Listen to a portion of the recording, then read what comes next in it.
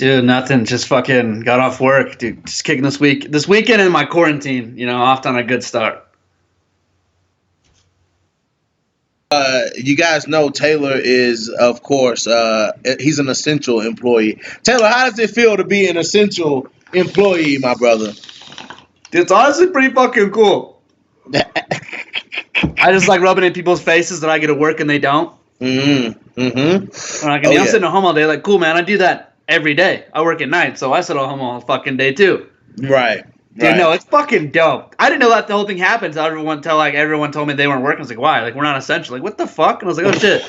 I guess I am essential. then my CEO was like, unless the president shuts us down, we're gonna be open this whole goddamn time. Mm-hmm. And I was like, fuck yeah, let's get it. Have you guys had any coronavirus cases at your job? No, one of my supervisors was quarantined, but he didn't get it. Someone in his son's class got it, so they quarantined the entire class with his parents in their house for 2 weeks. He'll be back next week, though, because he's good to go. Nice. But he's the only one so far. Nice. Nice. So, guys, as you know, in classic BJ and Taylor fashion, we lighten this motherfucking shit up, and we getting ready to talk. So you never know with Taylor. He may have a drink or two sitting there beside him. I definitely do. Yeah. Taylor gives no fucks, y'all. It's fucking Friday, dog. I worked 8 hours today. Fuck yes. I'm getting lit. Right. I feel that, bro. And my job is moved to day on, day off shit. So it's just like that shit would be annoying. Yeah, it's annoying as fuck, bro. It's annoying. Let me do 3 days and I have Thursday, Friday, Saturday, Sunday off. All right, like this is fucking retarded. For sure, man. But the latest and most breaking news is John Jones arrested again. Again, bro. John Jones got arrested again. Just when we thought that chapter of John Jones is over. The whole world is locked down except for John Jones. Dude, so now I know the DWI part. What is the deal about the gun? The gun, yes. Tell us about the gun, Taylor. So what happened with the gun was there was some gunshots. Someone heard some gunshots around that area earlier that night. And then when they saw John Jones's gun, obviously he was drunk, and they were like, well, maybe it was him. So they have his gun, and they're going to run the gun to see if it was fired recently, and if the shell casings match the ones they found, where those gunshots were found. That's all. And if he does that, then the misuse of a handgun or a firearm, whatever the fuck he got, is just going to stick. Right now, it's all temporary because they don't know if it's his or not. But that's what the thing is with the gun. They heard some gunshots earlier. They just want to see if it was his gun or not. If it was his gun, it was him. It's gonna make it even worse. Yeah, that's the DWI man. Like, who hasn't driven drunk from time to time? Now I know that it is John Jones' like third time being pulled over drunk. So I mean, together. And you're rich enough to afford a driver. I'm not. Fuck it. If I gotta drive, like sometimes I get drunk and I just want to go to the gas station. I live with my brother. He's busy. I drive myself around the corner. Fuck it. Yeah. Have I driven home 40 minutes absolutely blasted before? Yes. Me too. I mean, children, we're not trying to influence you, but grown-ups do. Don't do it. Don't fucking do it. No, don't do it. But if you're going to do it like I do, be good at it. Yes. John Jones. Yes. This is your third time, bud. Like, how the fuck do it? But I wonder what made DWI. Last time he had drugs. This time he has a gun. Jesus Christ. Well, the reason I like it is because this is when John Jones is at his best. A partying John Jones, fuck out of here. But I wonder what initially. Jones everyone sees in that cage. Not that shit you saw against Dominic Reyes or you saw against Thiago Santos. This John Jones is the one that goes in there and fucks people up. Now, my question is, I wonder what initially made them pull John Jones over. I wonder if he was driving erratically. I wonder. Yeah, was. He probably was. And it's like, there's not a lot of traffic now during the day. Imagine like in the middle of the fucking night in Albuquerque. Yeah. You're the only one on the road. Right. You drive even a little crooked, someone's going to fucking notice. Right. And it's John Jones. He's just an idiot. But he's awesome, and I love that he is an idiot. I do the same shit as he does. I'm just not famous, and I don't get pulled over. Exactly. Yeah, I mean, we all do it, man. We all do it. But, the thing about John Jones is what I really wanted to talk to you about, Taylor, what I really wanted to ask you about was, imagine, Dominic Reyes said what he had to say. I forgot exactly what he said about it, but imagine how Dominic Reyes feels right now, knowing that he could have been a champion. He would have been, Dominic Reyes would have been probably your model champion. You know what I'm saying? He would have been a good, clean champion, and he would be ready to defend his belt. But then you have John Jones as the champion, and then Dominic Reyes, who arguably won the fight, you know what I'm saying? Who arguably beat John Jones, Yeah, I honestly was asleep for that entire fight. I saw the last 2 rounds, but before the first 3 I was asleep for. I just arguing with people online that John Jones won because it pisses people off. Yeah. Other than that, I really have no idea. I mean, people say he was really close. I haven't even watched the fight since then yet. I just haven't got around to it. So I don't know. The last 2 rounds, John Jones won, but those first 3 I didn't see at all. Oh God, dude, you gotta watch. But again, if I was Dominic Reyes, I'd be scared because this John Jones is the one that everyone's been wanting to see since he fucked up Gus. Yeah, that's true, but Anthony, but Dominic Reyes is a solid fighter, bro. If you hadn't watched those first 3 rounds, so was Alexander Gustafsson, so was Daniel Cormier, so was Thiago Santos, and he beat them all. Yeah, he beat him up, but he didn't beat Dominic Reyes like he beat them, though. He beat the fuck out of them. The first Gustafsson fight was basically the same thing. Yeah. Gustafsson could have won. I had it a draw, but I mean, either way, John Jones didn't win, in my opinion. It was a draw. In the rematch, that's what I'm saying. In the rematch, he fucked him up. He's undefeated in rematches. That's true. And in rematches, John Jones just gets better. Yeah. DC decision, rematch, he finished him in the 3rd round. Gustafsson decision, rematch, finished him in the 3rd. Yeah, I agree. Once he learns what you're doing, you need to learn something new. You have to change your entire game plan. No one can. But John Jones can, though. So that's the thing. John Jones can. Yeah. Okay, sure. When he fucked up Alexander Gustafsson the second time when he finished him, the weekend before that, he got fucking kicked out of a Denny's in California for trying to fight people at 2 a.m. Yeah. Like, that's the John Jones I like to see. That John Jones is out. All that bullshit he says about the Christian life and he can pray all the fuck he wants, but he knows he's a degenerate. Like the rest of us. He fucking knows. He knows, and we all know. But he's got to put on this fake persona that he's like this God-fearing man because he's an idiot and got a Bible verse tattooed on him. Like, don't do that shit because you're a piece of shit like the rest of us. You do coke. You have 2 DUIs, a DUI. You broke a pregnant lady's arm. You fucking been accused of cheating. Like, you're a piece of shit.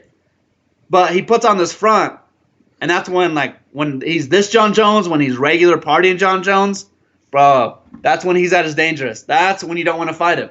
But if I was Dominic Reyes, I'd be scared shitless that he's doing shit like this again. True. But what pisses me off about John Jones, to kind of further the point of what you were saying that John Jones is a piece of shit, is when you see him leading up to a fight, like on the scales, this last time leading into the Dominic Reyes fight, he was all like, I want to thank the military, I want to thank the people out there serving our country. Yeah, that fake Christian bullshit. Yeah. We pray before every single training session. Like, yeah, and then you're railing coke up your nose and getting drunk all the time. I'm not saying stop doing that. I'm saying pick a side. Yeah, pick a side, dude. Don't be or you're this party animal. I mean, are you going to be are you going to be Michael Jordan or are you going to be fucking Dennis Rodman? Which one are you going to be? Oh no, he's way better than Dennis Rodman is. At his sport, he's way better. I'm talking about as far as being it's more like you can be Michael Jordan or no one in the NBA parties a lot. I mean, like you can be second best, like you can be like Kobe. But I mean, even then, being Kobe ain't so bad. But John Jones will never do that. He's too solidified now. He's the best. He can still do this shit, get fucked up, and just go in there and beat the shit out of people. That should make it look easy. That he just wrecks them. Yeah, man. I mean, I can't disagree there. You know what I'm saying? I mean, the talent is there, man. But his way is, I mean, it's a bit rough, but I mean, the results. He's never lost. They saying Holly Holm was with him. Ooh. Oh shit. But I don't know. Now that was a rumor. Now I'm not trying to spread fake news on No Filter MMA. Let me write a little asterisk. You know what I'm saying? I just heard that just flew past me. Hey, I'm doing this new thing on my show, or it's called The Instigation. And once we just spread rumors, I'm gonna say that shit. I'll take it for you. I'll spread that shit around. I do it at work all day. All day. I think you've been giving Holly Holm work, though. I really do. But John Have you Jones seen is her husband? Her married. husband ain't shit compared to John Jones. If she got the chance, she'd take it. And she probably did. I think so. You know what I'm saying? But John Jones is married. Like last fight, he showed his wife. Who gives a fuck? Yeah. John I was Jones sleeping is, with a married girl all year last year. oh shit! Taylor has no filter, man. This is no filter. Dude, I know what I'm saying. Like, just because she's married don't mean anything. Oh Lord, man, this dude. Hey, I told out y'all of this dude is respect, crazy. I never did anything in his bed. It was always in mine. I As told respect. y'all. Nah, I told y'all Taylor was crazy. Y'all don't I'm gonna sleep believe. with your wife. It's not gonna be in your bed. You know, feel good about that. It won't lose an ounce of sleep, will you, Taylor? Fuck, dude, I'm telling you. So yeah, being married don't mean shit in the world. don't I mean thought shit. it did when I was a kid. Now I don't mean Yeah. anything. Not anymore. Yeah. That's true, man. You know what I'm saying? Yeah, I'm telling you, if he hasn't tapped Michelle Watterson, I'd be shocked too. Oh, Michelle Watterson getting hit. For sure. She can get it any day of the week. For sure. I'm telling She you, if he getting hasn't hit. fucked every like professional fighter in that gym, I'd be upset. Dog, you know who I think getting hit? You know what I'm Hmm. saying? That don't want to tell nobody she getting hit? It's Valentina. Has to be, dude. Has to be. Somebody hitting Valentina. You have to release the certain emotions and aggressions. There's only a certain way to do it. I bet Like, I bet when she knocked out Jessica, she went home and just whoever the guy was, dude, she just attacked him. She fucked him that night. Yes, exactly. Yeah. Exactly. This is hilarious. Dude, yeah, I'm telling you, like someone's hitting that for sure. You know they are. Valentina low key sexy though. I don't see it. You don't see it like when she's like doing interviews and stuff. No, I don't see it. Oh, Valentina. Antonina's cute too. Who? Antonina. Your sister? Yes. You're fucking crazy. Yeah, no, I don't like either one of them. What? Oh, come on, man. Come on. I don't like white girls though. I like the brown girls, Hispanics, Latinos, Brazilians, all of them. They're fucking crazy. I love that shit. So what do you? Okay, Taylor. So let me ask you about this that I also seen in the news that you probably once again know more about than I do. So Dana White confirms. First of all, he confirms Tony versus Khabib. He said it's going to happen. Oh no, it's happening. And then he said he's going to switch around the card and move fights like Ngannou, Rousing-Struck to that card. I know. And a bunch of hopefully like Woodley, Edwards to that card. No, it's gonna be like the cancellation and postponement is the best thing for that card. Because if this was the third time they set the fight up, maybe it'd be different. But it's the fifth. It's the fifth time. There's no way. This is it. It's now or never. And Khabib says he won't fight again. But before Ramadan. Ramadan starts April 23rd. This fight, the reason it's on the 18th is so Khabib can get it over with at 100% and then fast for Ramadan. Yes. So if this fight has to happen April 18th. And with the postponements and everything, that's going to be even better for this card. Because now, since they haven't had a card in a while, what they're going to do is they're just going to blow up these last, like, the next, like, 3 cards are going to be fucking stacked. Because all these fights had to be postponed. They're going to keep them, try to keep them together. And they're just going to shuffle them around. And they're going to be lit. Yeah, I feel like they're going to be lit too, bro. That's when I'm feeling like the location. I already have the location down, so that's good. That's really all you need is the location for either one of them not to get sick. They're both isolated. Tony Ferguson is training at his own home gym. That's just him and his coaches. That's it. And Khabib trains by himself, and no one is allowed to train Khabib at AKA. Okay. So they're doing everything they can, but no, that fight is happening, and that card's going to be sick because there's going to be no fans most likely. Yeah, no, it's in April. Who there's gives going to be no a fans. fuck though? Who But gives I don't a give a fuck? fuck either. I don't think they do either. They want to stream. You can stream the fuck out of that. If you're going to get ESPN Plus, like now's the time. Yeah, dude. And everybody would be and since we've been deprived of MMA. Every MMA fan would be. Yeah, I don't want to hear tuned into anyone that fight. complain that there's too many cards ever again. Right. Like, Exactly, miss dude. me with that shit. I You was have saying no the idea same how bad thing, it bro. is. I said the same, Taylor. I said the same motherfucking thing, bro. How can you guys complain? How can you guys complain that there were too many cards? And I'm watching a fight right now. right. Right. And and then now that we don't have any cards, oh god, I miss you. I miss MMA. I mean, like, come on, man. Yeah, I don't ever want to hear anyone say that there's too many cards ever again. Like, watch your fucking mouth. Did you say that shit to me again?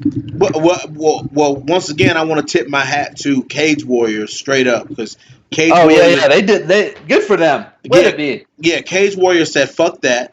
We're in here." And I tip my hat to One FC. One FC said, "Fuck that. We're in the heart of this shit. We're still gonna put on fucking cards. Fuck you."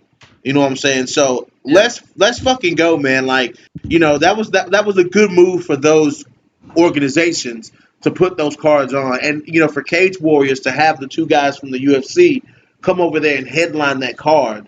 You know what I'm saying? Yeah, that's pretty dope. That was fucking dope that the UFC allowed that shit to happen.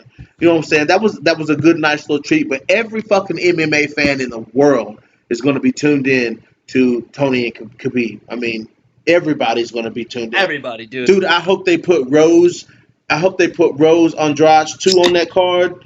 You know what I'm saying? Like, that fight needs to happen. That's a need to happen fight. You know what I'm saying? Woodley Edwards is a need to happen fight. Khabib Tony is a need to happen fight. Rozenstruck Ngannou is a need to happen fight. And Rose Andrade 2 is a need to happen fight. That should be the main card right there, bro. That should be the main card, period.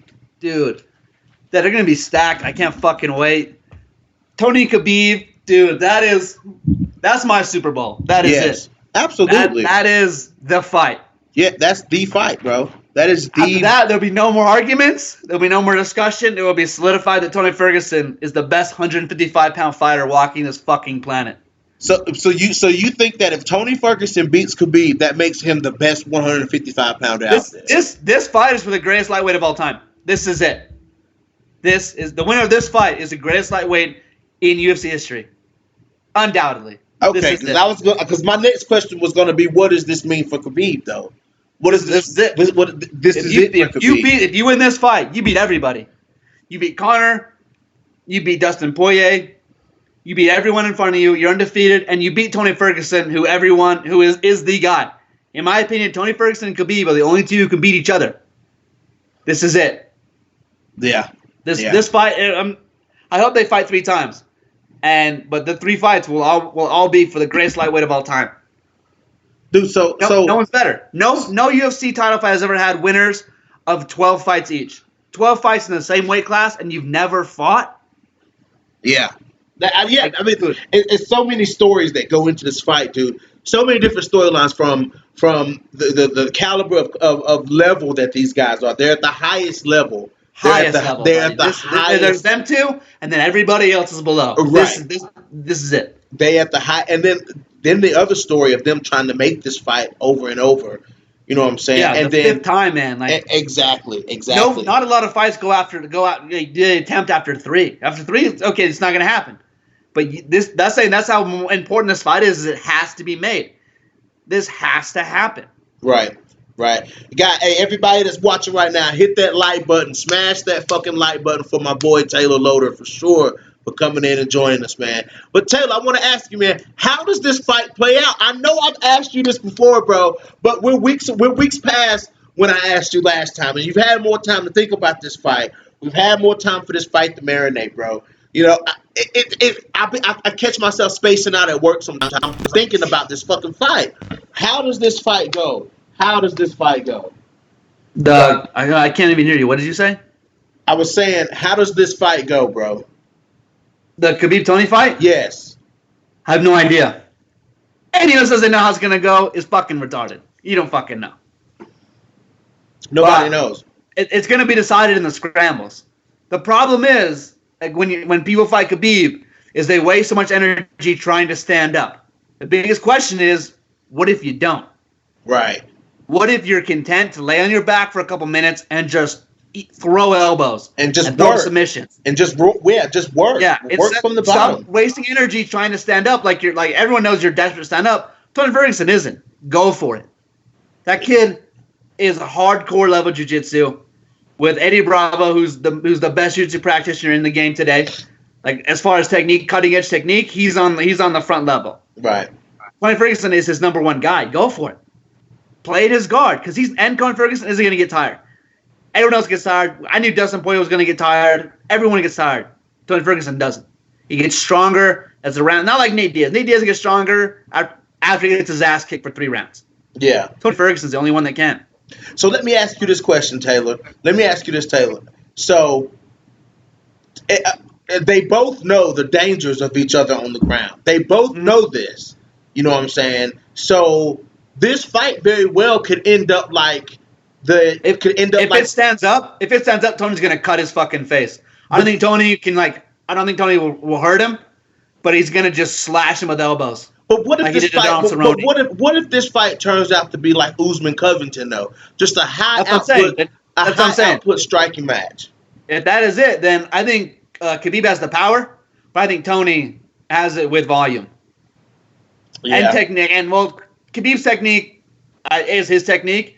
But as far as traditional technique goes, you give that edge to Tony. Khabib's more creative because he lets his hands hang low, and he's effective with it. But Tony Ferguson is gonna get in close. And he's gonna hit him with elbows, like elbows you don't even see. He just hit you with a standing elbow. Like watch the Don Cerrone. Yeah, Don Cerrone didn't see half those elbows coming, right? Because they come from like 6 inches away, but they're designed to cut and hurt you and to fuck with your vision.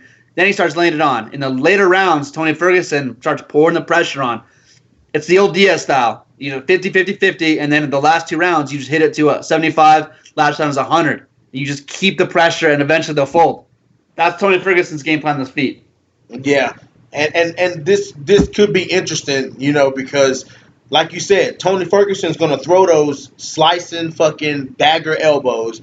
He's going to throw them, you know what I'm saying? But if Khabib, but also you have Khabib coming out throwing that right hand. Khabib could easily catch Tony Ferguson, and we've seen Tony Ferguson when he gets dropped. You can catch Khabib too. Dustin Poirier did, and so did Michael Johnson. Yeah. Oh yeah, you can catch Khabib. Absolutely, you can catch Khabib. Both of them are hittable.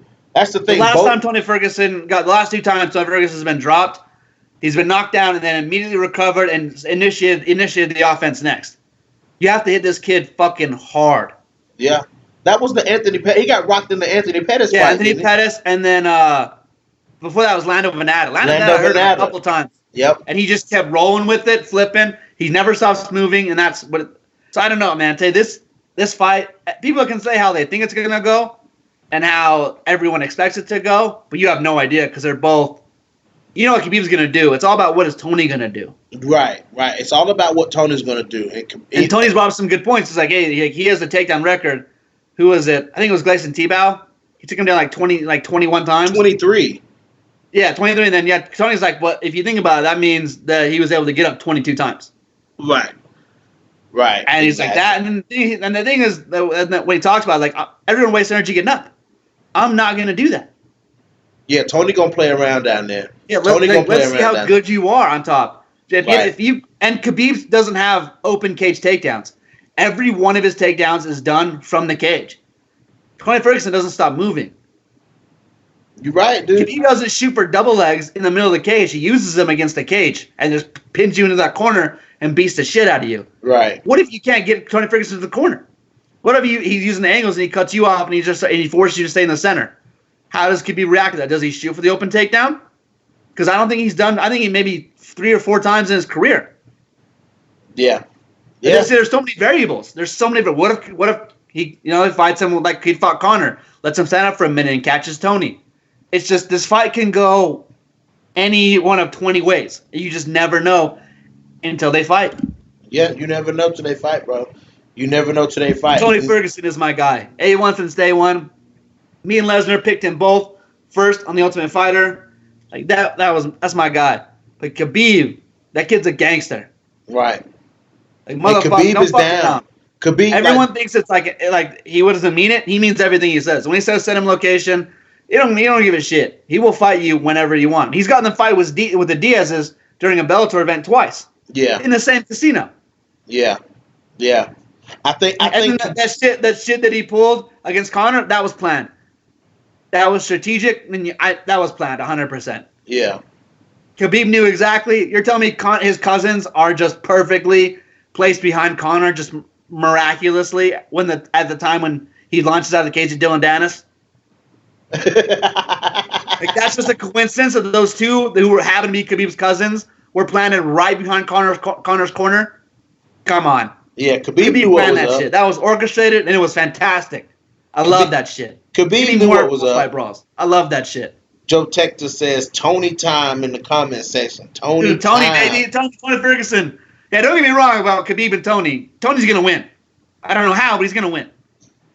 It's gonna be. It's gonna be lightweight walking this fucking planet. It's gonna be interesting to see. The last 8 years. It's gonna be interesting to see to see Khabib tested because this is a test. This is a test for Khabib. Tony Ferguson is going to be his first real test. It wasn't Conor McGregor for damn sure. We all know how I was going to go. The only shocking part about Conor McGregor was that Khabib allowed him to get around. Yeah. But we knew it was going to go. Conor can't grapple. Everyone knows that. And he gets tired. Yeah. Yep, he gets tired, he slows down, he gets sloppy, and he gets we all fucking knew that. It was just like, how long could he last? Yeah. The fact that Conor even went around is like, god damn, he went around. Right. And for all those fucking haters out there, Conor McGregor won 3 rounds against Floyd Mayweather. I want that on the record. 3.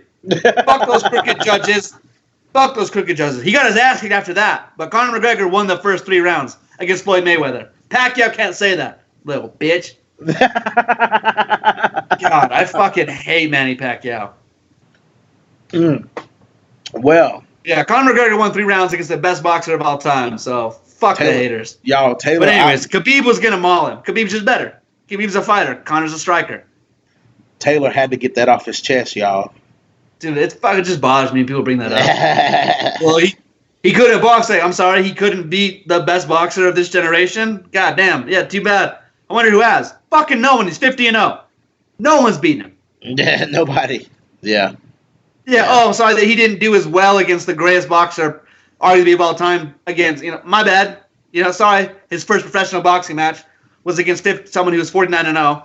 His bad for not looking better. Fuck out of here. You know that fight was gonna go. I'm shocked Conor got 3 rounds. Okay, so let me ask you this, Taylor. While I got you on the line, I might as well milk this pony for all it's got, man. So another fight that's been piquing my interest because I've been thinking about the fight is Francis Ngannou versus Jairzinho Rozenstruik. Now you tell me what you think about this fight because Jairzinho Rozenstruik has power, but we've seen that Alistair Overeem was able to go 5 rounds with him, and Alistair Overeem is a very polished kickboxer. Yeah. And Alistair Overeem only lost that fight because he got caught. Right. He was on his way to winning. Exactly. That was his decision. Right. I mean, and that was a great fucking striking match. But the power in that fight didn't really do anything until the end of that fight. Now we've seen a lot of. I don't think the kid lasts 2.5 minutes with Francis Ngannou. I think he's gonna go in there, chin up, and try to match power strikes with Francis Ngannou. Like that. I mean. But it's I think that last fight is just gonna build his confidence. He's gonna be like, well, you know what? I can do this. Like, no, it's a different. Ask Alistair Overeem. It's a different animal. When you fight Francis Ngannou, unless you're Derek Lewis, which is a fear of mine, that this is a second hitting super hard, heavy-handed brawler he's gonna fight. We thought the last one was gonna be a barn burner, and it was one of the worst fights I've ever seen. Right. I'm worried that could happen. I don't think so, though. I think Francis Ngannou was more secure with himself. And he's feeling a lot better mentally. I think he stops him in the first 2.5 minutes. I think that kid's going to come out. He can match power shots. Francis is going to hit him once clean, and he's going to be like, oh, shit. And if he's awake, he's going to cover up, and he's going to get against that cage and just get rained on. If he's awake. Yeah, man, that's what I'm thinking, because, Alistair, people were so surprised, how he did Alistair Overeem. As far as Francis Ngannou, I mean, Alistair Overeem is a point fighter, though. You know what I'm saying? Yeah. Like, that's a different type of fighter when you have somebody like Ngannou who can put the lights out with one shot. That's a different type of fighter. And I said to myself, I was like, before that fight, I said, does Alistair Overeem have the power? Like, does he really have the power to go in here and try to stand in the pocket with Francis Ngannou, or is Alistair Overeem going to keep the distance and point fight? You know what I'm saying? That kickboxing style of fighting that Alistair Overeem has. and he went in the pocket and got knocked the fuck out. But then you flip over to the Rosenstruck fight, and he point fighted Rosenstruck. You know what I'm saying? And ended up getting finished. And I'm trying to put my MMA mastery together. Like, how is Rosenstruck gonna? How is he? What's his path to victory against Ngannou?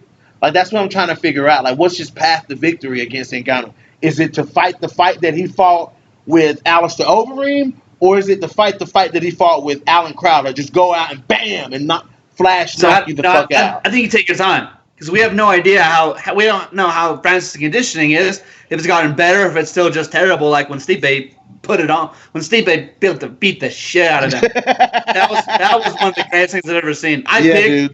I picked Francis Ngannou for that fight. I thought Stipe was gonna get knocked out in the first, and they'd rematch, and Stipe would do what he did. But no, Stipe came out there and just like, you guys, this is the guy. Like, this is the motherfucker you think is gonna beat me, and just beat the shit out of him. Yeah, Stipe put on a hell of a performance, dude. And it worked. Like Francis Ngannou, when we fought Derek Lewis, I was just so afraid. It's like I was living in fear from my last fight. Like, dude, Stipe beat that kid physically and mentally. Yeah. Beat him down. I think that's why he's better now. We don't know if his conditioning's gotten any better. He knocks me out so quick. You don't know. Yeah. Rosenstruck should just stick and move and just get in with a jab every 5-10 seconds and get the fuck out as fast as you can.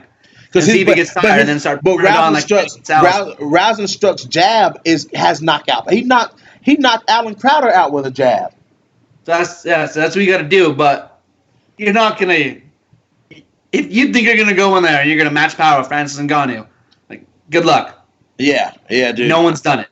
No one. Yeah. And he's the only one taking multiple clean shots and lived to tell about it. Yeah, I know. And that's what that's what makes me fearful of fighters like, because one of my favorite heavyweights is Alexander Volkov. You know what I'm saying? Mm-hmm. Like, Alexander Volkov. I fucking do. When he came up from Bellator, I told everybody, this kid, he's gonna be a champion. Yeah. Alexander Volkov. He's a great fucking, he's probably arguably one of the best strikers. I would love to see him and Stipe go at it, because he's one of the best. Look what he did to Fabricio Verdum while Fabricio Verdum was on steroids. Beat the shit out. Fantastic. Yeah, but fight like he had the fight with Derek Lewis. He had that fight won, but he was beating the shit out of Derek Lewis for 14 and a half minutes. Yes, and then but then you have fighters like Derek Lewis and Ngannou who can put you out. Who can just put you out. And Derek Lewis flatlined Volkov, dude. He flatlined him. You know what I'm saying? So I don't. That's what I don't. He caught Volkov sleeping. I don't think that happens to Volkov again. I think he learned, okay, keep your hands up the entire time. Don't ever rest on your lead, because you never know what happened. You fight Derek Lewis and he knocks your ass out when you have the decision one. So I don't think that'll happen. Once it happens to you once, it's kind of hard to do it again unless you're DC. But I really DC still has that leaning thing where he leans in when you kick him. Yeah. But outside of no, I don't think that'll happen to Volkov again. I think his hands are gonna be up a lot more. But I think he was smart. He learned Dutch kickboxing. But I think Stipe is the best. The reason Stipe is the champion is because Stipe can do both. Stipe can point fight you, and Stipe can knock you the fuck out. You know what I'm saying? I think, in heavyweights, you have one or the other. You have somebody who, like Alexander Volkov, who will throw a power shot every now and then, but he's a volume striker. And then you have the Ngannous, the Rosenstrucks, and the fucking Derek Lewises who can put you out, with just a couple of shots. But then you have Stipe, who can, go with you. That's why people like Cain Velasquez and Junior Dos Santos, that's why they were champions, because they could do both. I think in the heavyweight division, because of those danger factors as far as size. Oh, that is, yeah. And, Cain was so good because he's a heavyweight with good conditioning. Right. And in that time, no heavyweight had good conditioning. Frank Mir probably had the second best, but it wasn't near what Cain had. Right. And the fact that Cain could do that with because he didn't carry a lot of muscle, that he just but again, that's what stands out. If you can do one or both, or you have good cardio, you're gonna be good in the UFC. Right. The heavyweights aren't really good at everything. But when you get someone who is, like Stipe, Cain, Fabricio Verdum, they rise to the top because no one else can do that. Right, exactly. Stipe, I watched that fight the other day. Stipe was getting his ass whooped. I don't know what Joe Rogan and them were talking about. You could have won that round. DC won all 3 rounds. And then Stipe started going to the body and then abandoned that again and then just started hit him with that hook. And that was it. That was it. It was beautiful though. Like watching I watched that fight super drunk the first time. Watching it the second time, somewhat sober. Like, dude, I just felt good for Stipe. He was getting wrecked that entire time. If he loses this fight, Daniel Cormier doesn't give him another chance. This is it. Lose the DC twice, you have to wait till he retires. You know, you're out of it again. I think Stipe finishes 2 rounds, you're down 3-0. Like, it's over. If you don't finish it, it's over. I think Stipe beats him. You're going to be for a minute. And he comes out and just wrecks him. I think Stipe's going to wreck him, dude. I think Stipe's going to wreck DC. Oh, they're both old. Stipe's 37, which is kind of the end of your prime. DC's 41. Nah, this is it. I think DC's too old. He's going to get in there. He's going to try to strike with Stipe. Stipe now has the game plan. Like, let's follow the same game plan John Jones did. Kick the body. You kick the body, he starts leaning, and he does it. He's done his entire career. Go to the body early. Stipe went to the body in the second round. Didn't do it in the third. The third was arguably the biggest round he lost. And then he started going. Then he started in the fourth before he hit him clean. You have to hit the body. Hit the body, DC. That's how you beat him. Everyone knows that. Yeah. I think Stipe is going to do that, and then he's just going to finish him. I think sooner. I think probably the second or third round, like late second, beginning of the third round. But the thing about Stipe, man, you know, Stipe, he's octagon IQ. He's a smart fighter.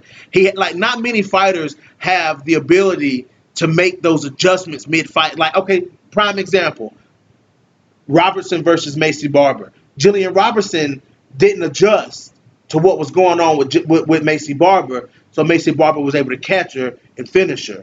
You know what I'm saying? Stipe, and that's just one example. That's just the first example that popped in my mind. I'm sure the same thing Stipe didn't do in the first fight. Right, exactly. Because DC was holding him when they were clinching. We let him go. He just started hitting him with short shots. Right. Stipe has an 8-inch reach advantage. I didn't know that. I was playing UFC 3 the other day. I didn't know that until I was like, "Are you fucking kidding me? 8-inch reach, and you let DC get that close to you?" Mm-hmm. Mm-hmm. Right after that, he was like, "Okay, no. If we're gonna do this, we have to fight. We have to stay length." And then the fourth round, he started doing that. He started landing the kicks to the body, kicking the legs, keeping that boxing distance where DC can't hit him, but he can hit DC. Right. And he just lit him with that clean one. But yeah, you're right. Like, it takes a lot of fighters say they can do it, but then you see and they just don't. Right. Exactly. Especially when you're down 2 rounds like that.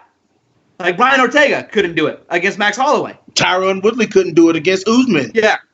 Yeah. Just to see that, like even Tyron was like, I know what I had to do. I couldn't do it. And he was like, no, my body just wouldn't do it. He's like, I know what I was supposed to do. I'm not dumb. I know I'm not supposed to get my ass beat, but I just couldn't do it. Same to Brian Ortega. Ortega, like, why did you move against Max Holloway? He's like, you just get in the mindset where, you know, I just want to hit him back. He's hitting me so much, I just want to hit him back. And then when you can't, it's hard to switch that mindset. DC can take that approach. Yeah. Like, the problem with DC in the first John Jones fight was that John Jones, like, you can't take me down. And then that's all DC wanted to do. Didn't give a fuck about the striking, just wanted to take John Jones down. And he got lit up for it. Oh, yeah, he got lit the fuck up for it, for real. He got lit the fuck up for it. Yeah, it takes a special individual to do that. And Stipe does that shit. Yeah, to be able to make those adjustments, man, that's make adjustments and make them work. Don't just make them and then just the same thing happens. Make them work. Somebody else who's really good at making adjustments in the fight is Valentina Shevchenko. You know, now but she hasn't. I want to see her in a war, like a fucking Weili Zhang. You want to J-check, like where the 5th rounds. This is it. If you don't win this round, if you don't win this round or finish, I don't know if you're still champion. I think you need to see her in that. I think Juliana Pena, if Juliana Pena went to 125, Juliana Pena would give her that fight. For sure. Because, like I said, Juliana Pena was winning that fight. Juliana Pena was beating Valentina's ass in that fight. She was. She got the armbar off the bottom. Yes. Up to that point, Juliana Pena was Khabib in her ass. Right. Absolutely. Yeah. If Juliana Pena moves down to 125, I think Juliana Pena would give Valentina, you know, right now, she would give Valentina that type of fight that you're talking about and whatnot. Yeah, that's what I want to see. Because I've seen Ioana in that fight against Rose and against Weili Zhang. I mean, The Rose fight was a lot closer. The Weather Zhang fight, honestly, thought she had it 3-2. Thought she had it. Yeah. But no, like, I need to see her in a war. And I just haven't seen her in one. Yeah, we ain't seen Valentina in a war. I think even like Macy Barber, if Macy Barber gets her shit together. Oh, shit. Misha Tate. She made the adjustment against Holly Holm in the 5th round. Oh, absolutely. Oh, absolutely. When her corner was like, hey, it's now or never. This is it. Yeah, they told her. You have 5 minutes to finish her, or you're never getting another title shot in your life. You're the female Uriah Faber. That's what it's. Do you want to be Uriah Faber? And then she was like, nah. Taylor We getting that strap today. We getting that. I'm gonna grab a hold of her. I'm not gonna let go until that bitch is unconscious. Yeah. But again, yeah, like that was and good for the corner for recognizing. They have to get a good corner too that tells you like is honest. Like, hey, I don't know. This is it. Yeah. That's Like what. her coach like, hey. But best corner award goes to Aspen Ladd's corner against Yana Kunitskaya, bro. Dude, did you see that? Yeah. Where Dude. it was like, hey, it's now or never. Like it's if you don't finish her right now, we're fucked. You're fucked. Because Yana was beating her fucking ass that whole fight, bro. Like, yeah. And I knew it would go like that. I knew. See, the thing about Aspen Ladd, that's why I don't see Aspen Ladd beating Amanda Nunes or fighting Amanda Nunes. Like, it's hard for me to picture Aspen Ladd and Amanda Nunes in the octagon together. You know what I'm saying? Like, because, and the reason I say that, I knew Yana was going to beat her ass because Yana is a long, rangy fighter, and Aspen Ladd. I picked Yana because it was going to be a striking clinic, and Aspen Ladd has power, but she has no technique. Right. So I just thought, she was going to pick her apart from the outside and give her a first class lesson in MMA striking. Right. And she fucking went out there and landed a bomb and put Yana down. Well, I was like, that was an upset to me. For me, that was an upset. 100% that was an upset. Yeah, for me that was an upset. And then like, I mean, just dude, just talk about women's MMA, dude. Strawweight is where it's at right now. I mean, bantamweight is buzzing a little bit. I mean, you got. I just don't think bantamweight and featherweight. Who's going to beat Amanda Nunes? I mean, I honestly would have rather seen them give the title shot to Megan Anderson.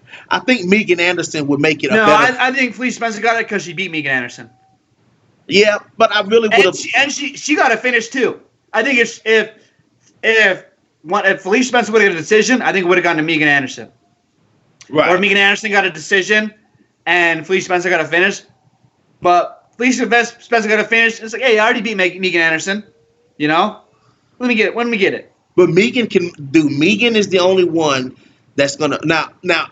Felicia Spencer wasn't able to take Cyborg down, but Megan Anderson is the one because she's 6 feet fucking tall. Right, Megan. If she wants to keep you on the outside, what she's starting to do now, and starting to use her range and use her reach correctly. Thank God for James Krause.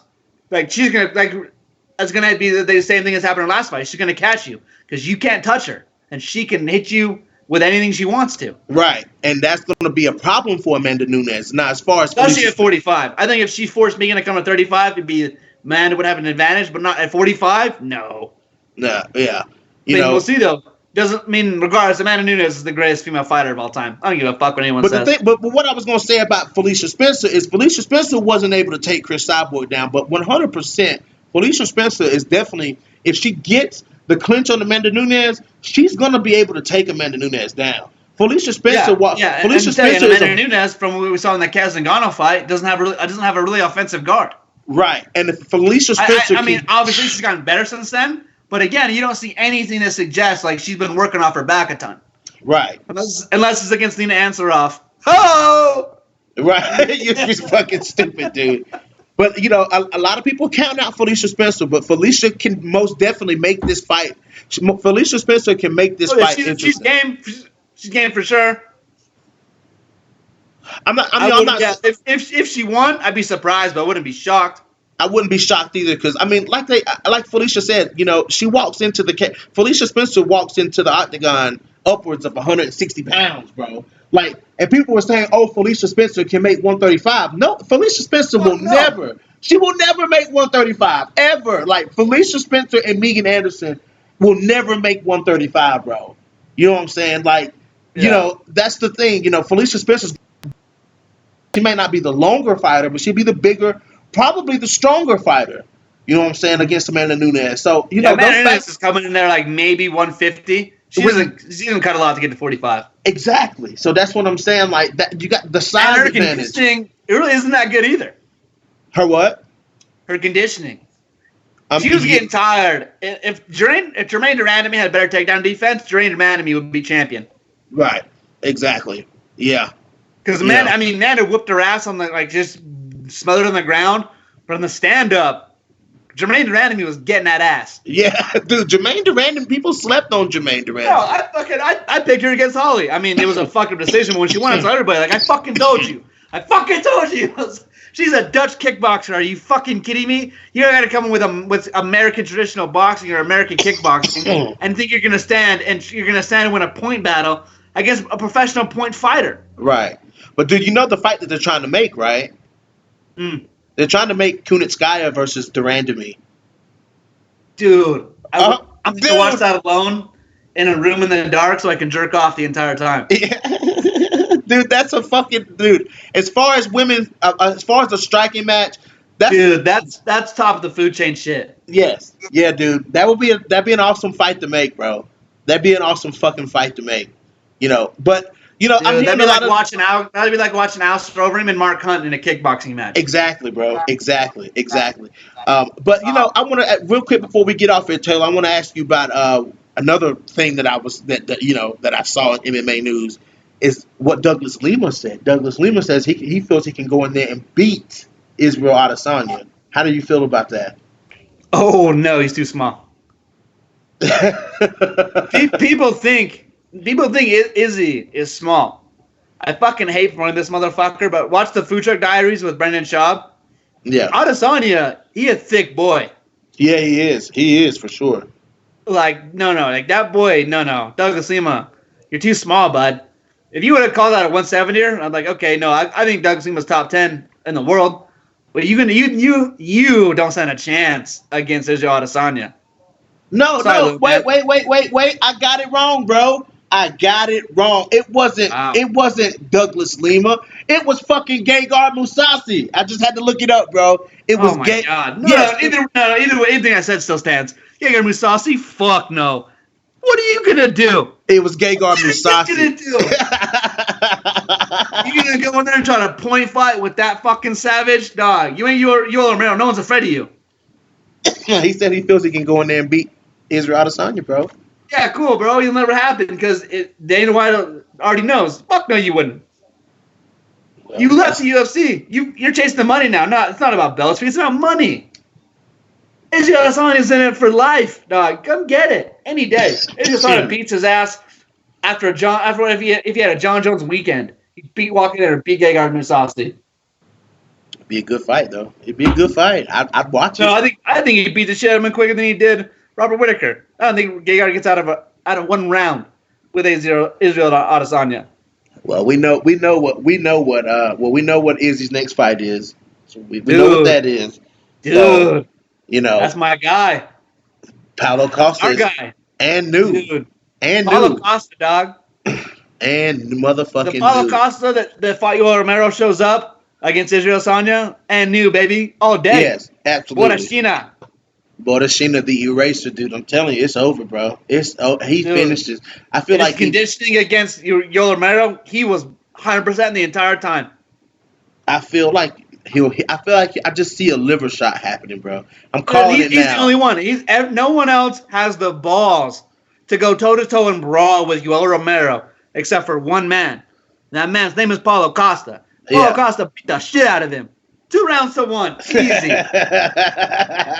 He did. No one else. Israel didn't have the balls to brawl with him. Chris Weidman didn't have the balls. Luke Rockhold didn't have the balls. No one had the balls. Robert Whittaker did. Robert Whittaker did. Robert Whittaker did beat him twice.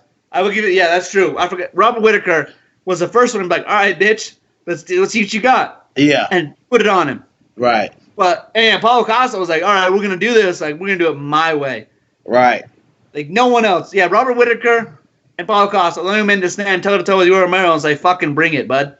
Dude, I'm telling you, that's gonna be a good one. Izzy versus Paulo, that's gonna be a good one, dude. It's gonna be a good one. Oh my god, I can't wait. I can't wait. I like Izzy, but I love Paulo Costa. But with Paulo Costa. What he did to Yoel Romero, that was my fight of the year. Because here's why. Here's why it was my fight of the year over Kelvin Gastelum and Adesanya. At the end of Gastelum and Adesanya, we knew who won. Israel Adesanya dominated that 5th round. Dropped him twice. We knew Israel won. When we were at the judge's decision with Paulo Costa and Yoel Romero, there was a huge controversy who actually won.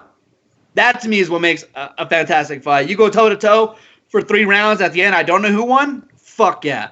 We go 5 and it's fantastic, but we know who obviously won at the end was why Paulo Costa Yoel Romero was my fight of the year. I had no idea who won. The first time. Yeah. The second time, it was pretty obvious. It was 1-3 Paulo Costa. Well, the first time live, I was like, fuck, who the fuck won? That's why I thought my fight of the year. You talking about Whitaker? No. You Paulo Costa and Yoel Romero. Yeah. Okay. Yeah, that was my fight of the year. Last year. Yeah, that was a good fight. It was back and forth, dude. And Robert Whitaker. When they dropped each other, dude. That's dude, because they just had a secret agreement. Like, we're gonna get in there and throw it down and see who the fuck is tougher.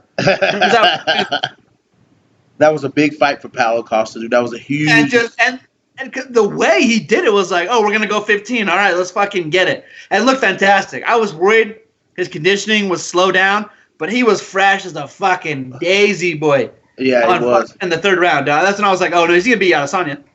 You're gonna make me go watch that fight, bro. Dude, I love that fight, dog. That was my fight of the year. Oh, fuck sure. Everyone else. Well, we got a lot of stuff coming up, man. A lot of exciting shit coming up in the world of MMA. We get through this coronavirus bullshit.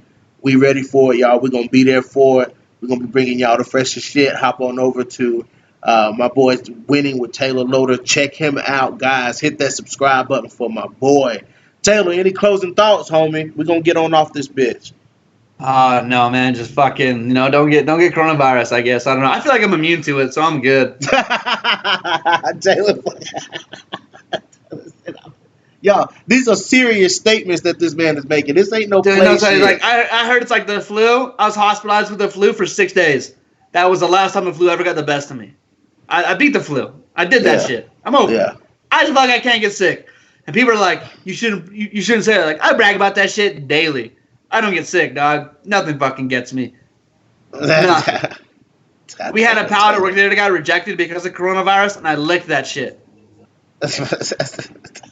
My coworker's like, why'd you do that? Like, because I'm not a bitch. I'm not afraid of coronavirus. I licked that shit. And Taylor fucking crazy. That motherfucker's crazy. Yeah, what the fuck? I'm not. If I get it, I ain't gonna get it. Like, don't fucking worry about it, dog. I don't give a shit. Yeah, dude, the country is so weird, man. Like Austin said, dude, the country is so I just want to go to a fucking bar. Yeah. I want to have a burger and a beer and watch some goddamn basketball at a fucking bar. Go to the gym and get a sweat off in, man. Like, that's what I'm talking about. That was pissing me off the most. I got a fucking email from my gym. It was like, we're not going to close. Like, fuck yeah. A week later, like, hey, we got to close. Sorry. Are you fucking kidding me? Yeah, man. God damn, dude. Like, ruined my whole... I just sleep now. There's nothing fucking... Everything's closed. I just want to go to a bar. It's ridiculous. I don't have the fucking coronavirus. I should be allowed to in a fucking bar.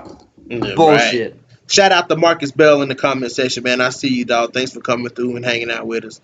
But we're going to get on off here, man. Hey, guys, like I said, jump on over to Winning with Taylor Loder. Subscribe to my boy. And we getting up out of here, man. We out.